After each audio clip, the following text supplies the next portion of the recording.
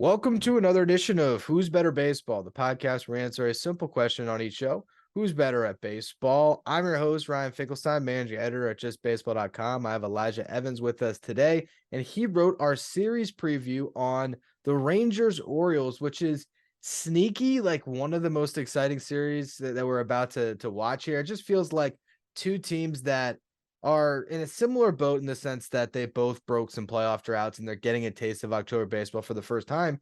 And also, two teams that I feel like there's similar questions, right? There's a question about pitching on each side, but two offenses that are really exciting to watch.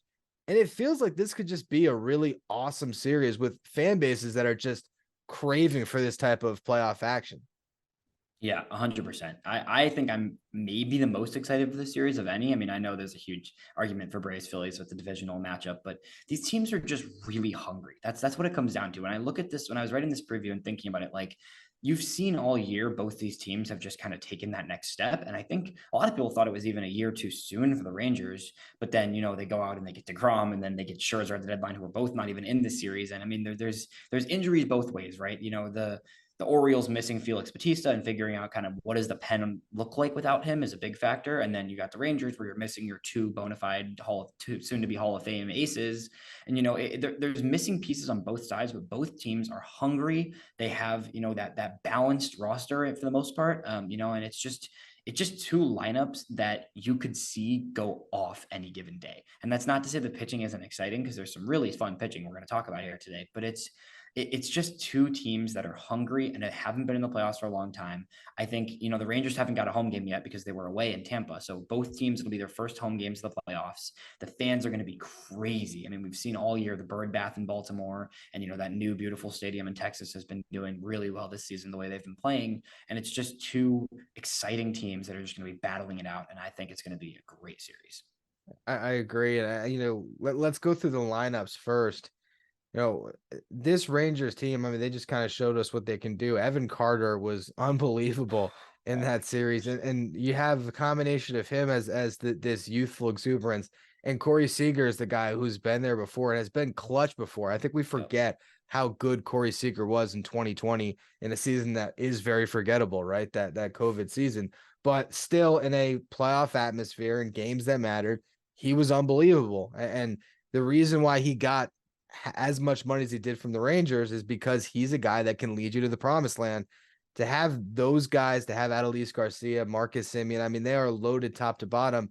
And the Orioles is the same thing. I mean, is there an edge here, or is it just which team's going to get hot in these games? I don't know if I can pick an edge here. I mean, it's tricky. I think I would give an edge when you look at the numbers and you consider just they're finally back in full health. I think I like the Rangers offense, all things considered, a little bit more. And then you flip the script though, and I think the Orioles have a little bit of a pitching advantage, which is weird to say because they were a team that was supposed to be, hitting centric with question marks pitching wise. But with the way Grayson Rodriguez has developed and, the step forward that Kyle Bradish has taken and the return of John Means from Tommy John surgery, that rotation looks great. You've got Yenier Cano, who is probably the best reliever at this point between both teams, I think.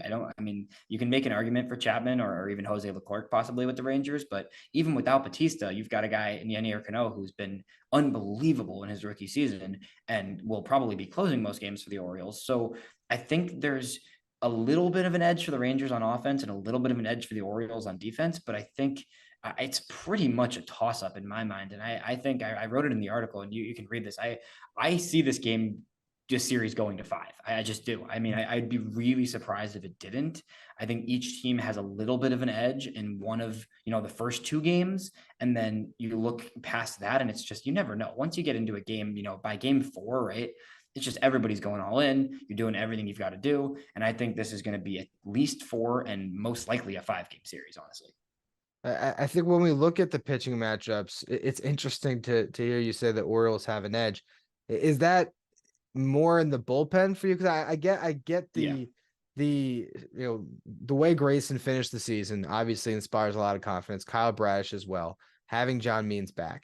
But when I just look up, and we'll get into the game by game matchup in a second, but when I just on the surface say Jordan Montgomery, Nathan Eovaldi, particularly after we just watched the two of them deal the way they did in the wild card round, I have a little more confidence on that part of the pitching matchup. But again, I can understand if the argument is look at that Rangers bullpen and how thin it gets behind Leclerc and Chapman. Yeah, and I think it's just the general depth. It's not just the depth of the bullpen, but it's the Orioles have 7 guys who have started for them at times this year. So you have to factor in when you look at a playoff series that it's, yes, it is Bradish and it's Rodriguez and it's Means likely starting the first 3 games. But at the same time, you've got guys like Tyler Wells and Jack Flaherty. I know Flaherty struggled a lot when he got traded, but these are still experienced pitchers who have, I mean, Kyle Gibson's probably their game 4 guy. You've got a guy like Dean Kramer, who was, a solid 5 for them throughout the season, who you can keep, you can give options and you can give different looks more than the Rangers can do. The Rangers are in a situation where they're without their 2 aces. They're almost definitely without John Gray. We don't know that for sure, but they're almost definitely without Gray because he wouldn't be able to return until the end of the series. So you have Eovaldi and Montgomery, I think, is the edge for them starting those first 2 games, because we just saw those guys, and Eovaldi had a rough second half, but he looks like himself after a few extra days of rest and after really getting geared up for the playoffs. He looks like the Eovaldi that was in Cy Young consideration starting the season, and I think those 2 give you that edge off the bat. But then the depth level of Means and Wells and Flaherty and Gibson and all these other guys the Orioles can throw at you, plus some of their bullpen guys, it gives them a little bit more of pitching kind of backup options if things don't go well for any of the starters, as opposed to where if the Rangers, like if Jordan Montgomery turns in a total dud of a start, the Rangers could be done in 3-4 games, right? I think that's a little bit, there's a little bit more variation there, where if you have to turn to the bullpen in the 4th or 5th inning for the Rangers, I don't feel nearly as good about that as if you have to turn to the bullpen in the 4th inning or 5th inning for the Orioles. I hear you on that, and I think it's good to kind of look at the matchups now to really break it all down, because I mean, ultimately, again, I still lean towards the Rangers having those 2, but like you said, I mean, the depth does matter. My question is, like, how much does like the Jack Flaherty depth help you? Like I can see Jack Flaherty coming out of the pen and just getting rocked. Particularly against that Rangers lineup. Like I don't want Jack Flaherty facing Corey Seager in this series, No, So 100%. I think that's where it gets a little bit interesting. Game 1, because they had to burn Montgomery and Eovaldi, it's Dan Dunning is the expected starter versus Kyle Bradish. Yep. You would think edge Orioles. The thing is, neither of these guys you're looking at playoff experience. So it's this wild card of what are they going to do in their first postseason action. But I do concede Game 1 seems like a pretty clear advantage on the Orioles side. It does seem like a clear advantage, but with that said, Dane Dunning had a really nice start earlier this season against the Orioles. So we've seen him be a really solid pitcher this year. It's a guy who there's people watching that are going to have no idea who Dane Dunning is. I watched him, come up through the White Sox system and make his debut with the White Sox, and then get traded in the Lance Lynn deal to the Rangers. I mean, this was a guy who, this wasn't just like a nobody prospect, right? Like he had a really impressive rookie showing when he was in Chicago, and bringing in a player at the time a few years ago in Lance Lynn, that was a big get for the White Sox. So, and they traded Dane Dunning, who they was expected to be a part of the future in Chicago. And, he was kind of in the Swiss Army knife role earlier in the year with Texas. And then with their injuries, established himself as a true 3-4 type guy in their rotation, and a guy who I think will remain in their rotation for, the foreseeable future. So it's definitely an edge for Bradish. Bradish looks excellent. He's coming off of a wonderful, finish to his season, a 2.83 ERA this season. He's probably going to finish, top 5 to 7 in AL Cy Young voting. So this is a guy who really established himself as the ace of the Orioles staff. He's rested. He's good to go. With that said, I believe it's 9 days since Bradish threw. So, I mean, for some guys that doesn't affect them at all. For some guys, it can affect them a lot. So it's hard to gauge how it's going to be. I think it's a clear advantage to the Orioles in this game, but I wouldn't say it's, a landslide advantage. I think the Rangers offense is really hot right now, and Dane Dunning has shown a lot towards the second half of the season that shows you that he can be, a starter in the playoffs. And as you mentioned in the article, Bradish struggles sometimes against lefties. So with the lefties that the Rangers have, that could actually prove to be something that hurts them. Game 2, Jordan Montgomery versus Grayson Rodriguez. I think you laid it out so well in this article. Just the youthful, just incredible stuff of Rodriguez going against just a guy that seems to be like so consistent. It's a conversation for another day, but I'm fascinated by Jordan Montgomery, the free agent. Like, oh yeah, I mean, again, conversation for another day, but like if he puts another couple quality playoff starts, we're at the start looking at him a little bit differently. He seems to be one of the most underrated pitchers in baseball, and maybe that ends with this postseason run. I feel pretty confident that Jordan Montgomery is going to get the Rangers through 6 innings of this game, and he might give up 4, but I feel like he's going to do that.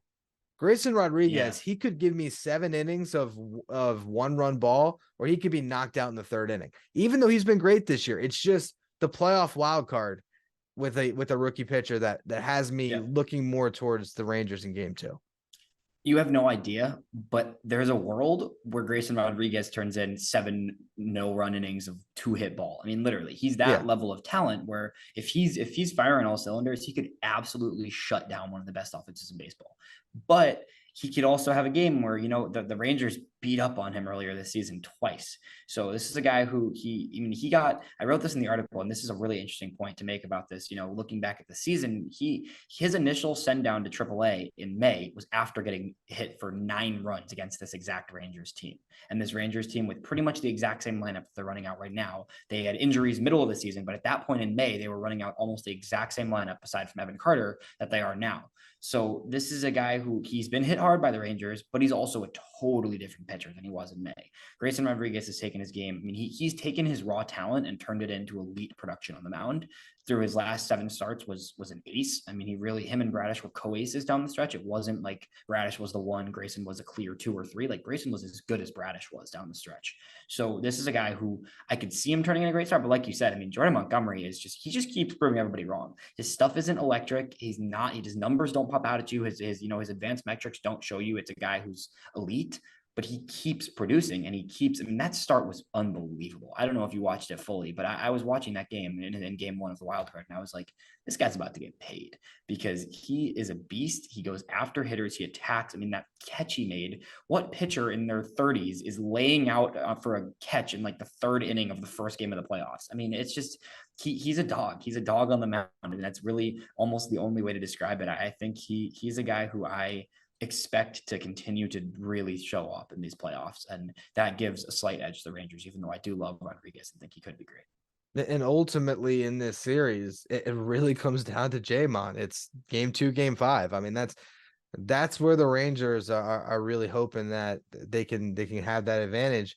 You go to game 3, and it's also like, to me, game 3 is almost must win for the Rangers. I guess it depends on the situation there. And hey, if they win the first 2 games, maybe not. But let's just say they split the first 2. I don't love the Rangers in game 4, but having Eovaldi on the mound, like, you got to get that one to make sure you can get it to a game 5. Eovaldi versus John Means. Eovaldi's shown it. I mean, I've seen some people talking about him being the best, playoff pitcher left just because of what he did with the Red Sox years ago and what he's doing now. John Means, kind of a wild card, but like you said, he came off the injury from Tommy John and he was really good. And so good that you have a guy that's made 4 starts this year, and all of a sudden he's in a playoff rotation. So Yeah. it's a very interesting matchup. Yeah, this will be a fun one. I think some people think there's a chance the Orioles go to Kyle Gibson because he's been, healthy all season and pitching, but John Means is just a much better pitcher than Kyle Gibson. So I kind of declared myself that it was going to be Means, and I think it will be Means. And it's a guy who, like you said, it's a huge risk. Throwing a pitcher who's thrown 4 games since coming back from Tommy John is a massive risk in the playoffs. And that's why that stability and that proven playoff performance of Eovaldi gives them a little bit of a lean in this, but Means has looked great. Like, this is not a guy who's come back from Tommy John and shown, signs of a worse pitcher or shown signs that he needs more time. Like, you look at a guy like, not, this wasn't Tommy John, but like this season with like Carlos Rodon, the expectations were incredibly high. He came back from an injury and he didn't look right all season. He's going to need to get his body back in shape this offseason. Means immediately looked good. He returned and looked great. He took a no-hit bid into the 7th inning of his 3rd game back from Tommy John surgery. I mean, this is a guy who he was in the time when the Orioles were one of the worst teams in baseball, he was the leader of that pitching staff for 3 years before this injury. So he is somebody that I feel like the Orioles can just rally behind in a way that almost no other player can kind of be that type of player for them. And I just think he's been there, he's been around, he's been through the hardest times in Baltimore. And I feel like there's going to be some level of energy with a Mean start that we haven't even seen yet from some of their other guys. But with that said, after watching Eovaldi pitch, you can't tell me he's not, the favorite in terms of the pitchers when you look at the matchup. And it'll be the first game back in Texas. It'll just be, that energy will be there for Eovaldi, definitely. Yeah, I was just thinking about that too when you mentioned it there at the end. the fact that it's going back to Texas, it's, I think there is, we can't predict momentum, certainly, but I can see a scenario where game one goes to Baltimore, game two goes to Texas. And because I just said that, the Yep. inverse will probably happen. Right. But you could see, Montgomery delivering a game two win, and that leads into Eovaldi at home. And then that would be the momentum that could carry them to potentially ending it early at home, or if the Orioles can battle back. And then it's just sort of, like, that game four is going to be just throw anything up against the wall and see what sticks. I mean, Exactly. you Yep. you projected like maybe it's Kyle Gibson, maybe it's Dean Kramer. For the Rangers, maybe it's Andrew Heaney, maybe it's Martin Perez. Hey, maybe Who John Gray knows? is added to the roster and we're surprised. Max Scherzer apparently is throwing 90 miles per hour. Maybe they stick him on the roster, but I doubt it.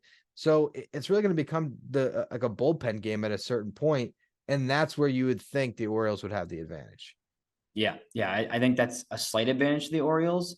And it really will just depend on where the series is at. It's really hard to gauge depending on who's up, who's down, Yeah. how aggressive each team will get. I mean, there's a world where the Orioles are down 2-1 and maybe Bradish says, screw it, I'll throw on short rest. And it's really hard to know. But with that said, then you get to a game five where I don't see a world where the Rangers don't let Jordan Montgomery start, even if he's a little bit tired. Because of the off days and because of the travel day, it would be basically normal rest for Montgomery coming off of game two, and it would be completely full rest for Kyle Bradish. That's a game the world needs, man. I mean, Kyle Bradish against Jordan Montgomery with everything on the line would be so incredibly awesome. And at that point, it would be, everybody's available pretty much aside from whoever pitches in game four. And, that would be great. And I think it happens. I really do. I think I mean, the way you're laying it out right here, it feels like, advantage game one goes Orioles, advantage game 2-3 goes Rangers, advantage game four goes Orioles, and then game five, who in the world knows? With that said, you never know in playoff baseball, but the matchups indicate, what could definitely look like a 5-game series. So let's say it does go five and we get that matchup. Who are you taking? Are you riding with the Rangers or are you going with the Orioles? Yeah, I said it in the article. I feel like I took the Rangers against the Rays, and I took them against the Rays because I thought the offense was noticeably better in the current moment, and that the starting pitchers that the Rangers were going with had the ability to be more consistent and more stable, and that's exactly what happened. With that said, Baltimore has more of an ability to keep up from a pitching standpoint. I think the Rays pitching was just too beat down and too injured, and I think Baltimore's pitching can keep up more with the Rangers. But I just like the Rangers' offense more. I think as much as you say pitching wins championships, and I know their pen is not good, but when you've got those two guys in Montgomery and Eovaldi, and hypothetically Montgomery in game five, with that offense, the balance of, a Seager, a Simeon, a Garcia, and then you've got the youthful presence of an Evan Carter, who I listed as an X factor for that team, and he was exactly that in the first series. I'm taking the Rangers in five, man. I think there's something about that team, and I think the Orioles are going to be good for a really long time, and I could easily see them winning the World Series next year. I think this is just a year the Rangers are just clicking right now, and sometimes just clicking at the right time. They lost the division, and they came into Tampa with something to prove. It was very obvious from the start of that series, and I think they end up pulling it out in a full 5 games with Montgomery on the mound.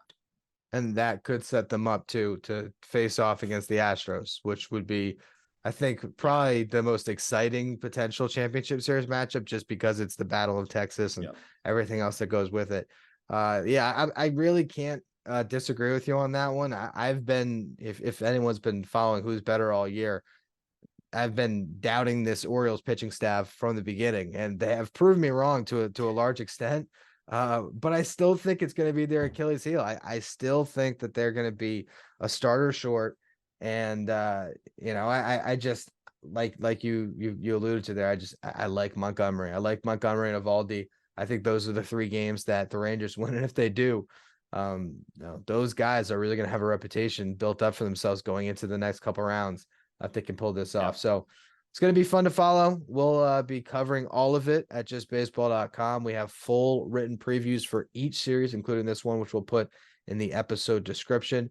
And stay tuned for our other videos breaking down the other 4 division series, the other 3, I guess, division series that will all kick off on Saturday.